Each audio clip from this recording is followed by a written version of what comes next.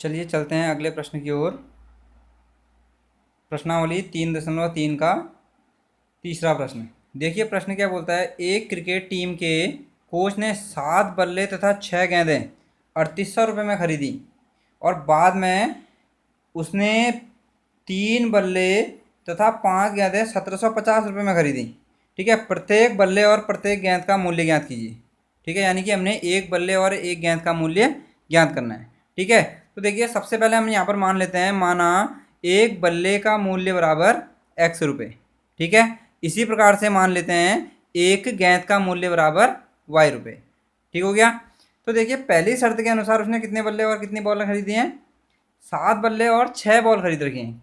ठीक है, तो एक बल्ले का मूल्य जब x रुपये है तो 7 बल्लों का मूल्य कितना होता होगा, 7x रुपये। जैसे मैं बोलता हूँ एक बॉल का मूल्य अगर मैं बोलूँ 10 रुपये है तो 7 बॉल का मूल्य कितना होगा, 7.70। क्या किया हमने, गुणा की।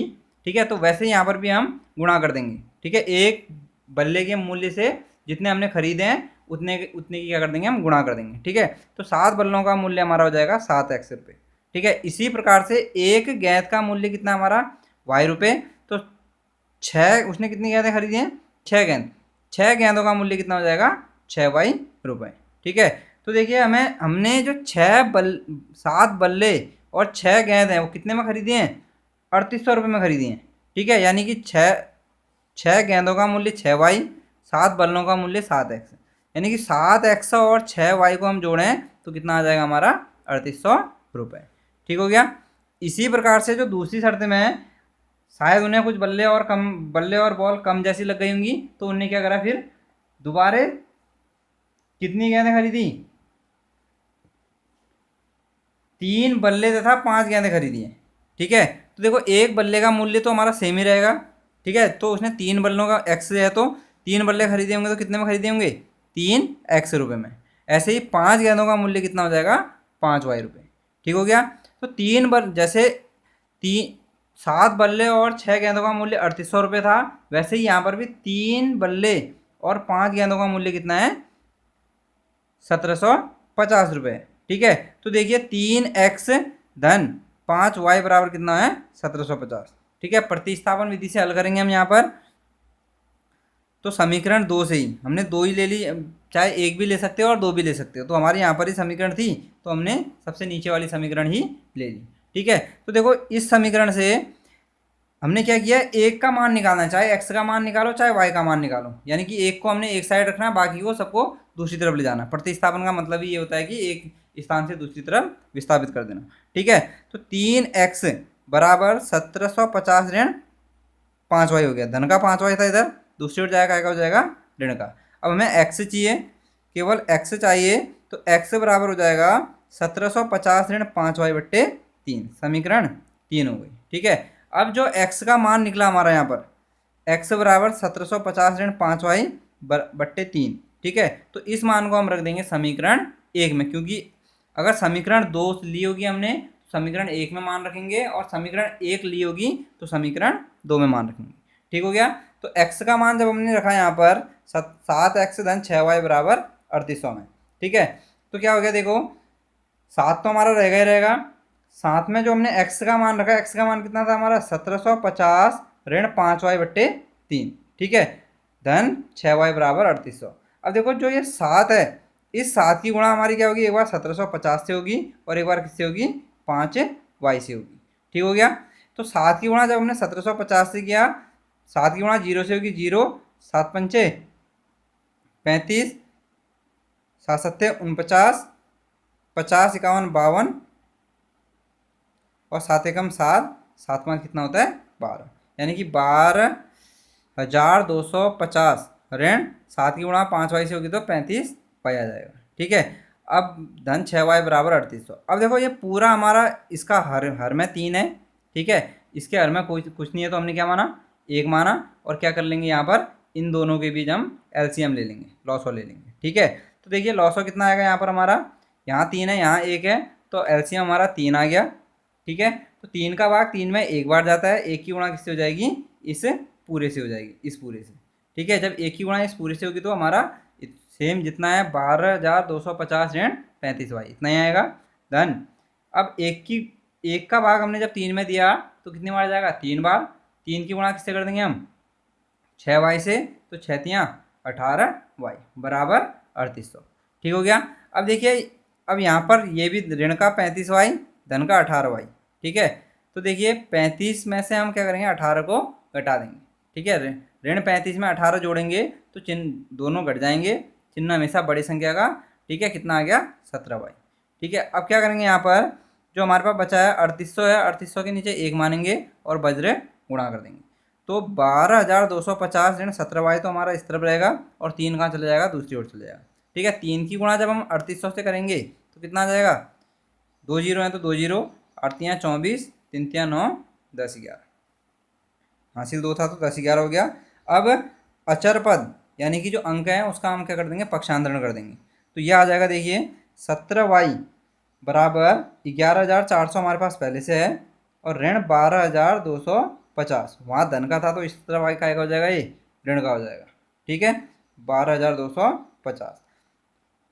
तो यहाँ से ऋण चिन्ह जब हमने 11,400 में से 12,250 घटाया, कितना आ गया, ऋण का 850, चिन्ह हमेशा बड़ी संख्या का। ठीक है, तो ऋण से ऋण कट जाएगा, इधर भी 17y ऋण का था और 850 भी ऋण का था, तो ऋण से क्या हो जाएगा, ऋण कट जाएगा।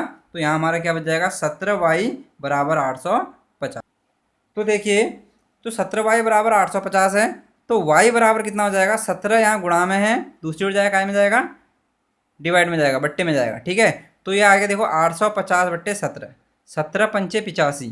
ठीक है, यानी कि 17 के पहाड़े में 5 बार आता है 85, 17 पंचे 85, 1 जीरो है तो जीरो, यानी कि y का मूल्य कितना आ गया, 50 रुपये। ठीक है, तो y का मान हम कहाँ रख देंगे, समीकरण 3 में रख देंगे। समीकरण 3 क्या थी हमारी, x बराबर 1750 ऋण 5y बट्टे 3, यही थी हमारी समीकरण 3। तो यहाँ पर रख देते हैं हम y का मान 1750 ऋण 5 गुणा 50, 5 50 कितना होता है 25, 250 हो गया बट्टे 3। ठीक है, 1750 में से हम 250 घटाएंगे, कितना आ जाएगा, 1500। ठीक है, 1500 बट्टे कितना हो गया 3, 3 से हम 1500 को काटेंगे, कितना आ गया, 500।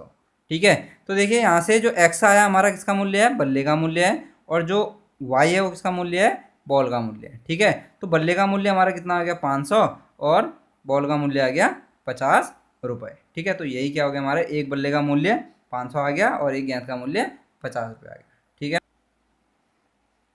देखिए अगला प्रश्न है, एक नगर में टैक्सी के भाड़े में एक नियत भाड़े के अतिरिक्त चली गई दूरी पर भाड़ा सम्मिलित किया जाता है।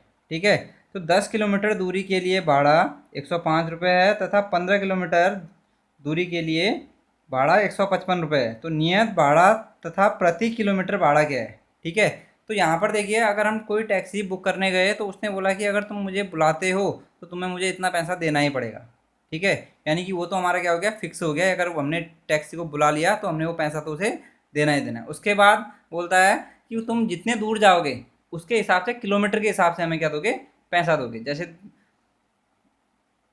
खैर नियत भाड़ा तो यहाँ कुछ नहीं चलता है, लेकिन जो बड़े बड़े शहरों में दिल्ली चले जाओगे या कहीं और चले जाओगे तो वो अपने टेम्पो को क्या करते हैं, मीटर के हिसाब से लेते हैं। ठीक है, तो उसी प्रकार से देखिए यहाँ पर मान लेते हैं, माना टैक्सी का नियत भाड़ा बराबर x रुपये। ठीक हो गया, और प्रत्येक अतिरिक्त किलोमीटर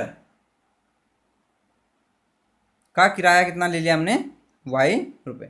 तो देखो पहली शर्त के अनुसार क्या बोलता है, 10 किलोमीटर दूरी के लिए कुल 105 रुपये दिए। तो देखिए 10 किलोमीटर में नियत भाड़ा तो होगा ही होगा x। ठीक है, 1 किलोमीटर का कितना है अतिरिक्त दूरी का किराया y, तो 10 किलोमीटर का कितना हो जाएगा, 10y बराबर कितना हो गया, 105, समीकरण 1। इसी प्रकार से दूसरी शर्त के अनुसार क्या बोलता है, व्यक्ति द्वारा 15 किलोमीटर दूरी के लिए दिया गया किराया कितना देता है, 155। तो देखो 155 में हमारा क्या होगा, नियत किराया भी होगा और साथ में 15 किलोमीटर दूरी का किराया होगा। ठीक है, तो नियत किराया कितना था हमारा, x रुपये, और 15 किलोमीटर का किराया कितना हो जाएगा, 1 किलोमीटर का y है तो 15 किलोमीटर का 15y बराबर कितना हो गया, 155। समीकरण 2 प्रतिस्थापन विधि से हम हल कर लेते हैं। यहाँ पर समीकरण 2 से देखिए हमने क्या किया, 15y का पक्षांतरण कर दिया, तो x बराबर हो गया हमारा 155 माइनस 15y, समीकरण 3। ठीक है, अब जो ये x का मान निकला हमारा, ये मान हम रख देंगे समीकरण 1 में, क्योंकि हमने समीकरण 2 ली थी तो हम समीकरण 1 में रखेंगे। तो x का मान समीकरण 1 में रखने पर तो क्या हो जाएगा, देखिए 155 ऋण 15y, एक्स की जगह आ गया इतना, धन 10y बराबर 105। ठीक हो गया। तो 155, 15 में से 10 घट जाएगा, हमारा चिन्ह हमेशा बड़ी संख्या का, ऋण 5y बराबर 105 5। ठीक है। अब देखिए यहाँ से एक जैसे पदों को एक तरफ करेंगे हम, 155 यहाँ भी है और 105 वहाँ भी अचर पद है, तो हम यहाँ पर क्या कर देंगे, इसका पक्षांतरण कर देंगे। तो 155 का पक्षांतरण करने पर ऋण 5y बराबर 105 माइनस 155। ठीक हो गया। अब देखिए जब हम 105 में से 155 को घटाएंगे तो हमारा कितना आ जाएगा, 50 आ जाएगा, वो भी आएगा माइनस का। ठीक है, चिन्ह हमेशा बड़ी संख्या का, तो माइनस से माइनस चिन्ह कट जाएगा, तो 5y बराबर क्या बच गया हमारे पास, 50। तो y बराबर आ गया हमारा 50/5। तो 5 का भाग हम जब 50 में देंगे कितना आ जाएगा, 10। तो y बराबर आ गया 10। ठीक है। अब जो ये y का मान आया, ये हम कहाँ रख देंगे, समीकरण 3 में। ठीक है, x का मान भी निकालना पड़ेगा हमें, तो y का मान समीकरण 3 में रखने पर तो x बराबर कितना हो जाएगा, 155 माइनस 15, y जो हमारी क्या समीकरण 3 है, तो 155 माइनस 15 गुणा y की जगह कितना रख देंगे, 10। ठीक है, तो 155 माइनस कितना हो जाएगा, 150। तो 155 में से 150 घटेगा, कितना आ गया, x बराबर 5 रुपये। तो जो हमारा नियत किराया है टैक्सी का वो 5 रुपये है, जो प्रत्येक किलोमीटर का किराया है वो कितना है, 10 रुपये। ठीक है, तो हमसे बोलता है 25 किलोमीटर के लिए व्यक्ति को कितना किराया देना पड़ेगा। ठीक है, तो देखिए उसने 5 रुपये तो देने ही देने हैं और साथ में 25 रुपये का देना, 25 किलोमीटर का देना पड़ेगा। ठीक है, तो 1 किलोमीटर का कितना जा रहा है, अतिरिक्त किराया 10 रुपये जा रहा है, तो 25 का कितना जाएगा, 250। यानी कि उसने कुल कितना रुपया देना पड़ेगा, 25 किलोमीटर के लिए 255 रुपये।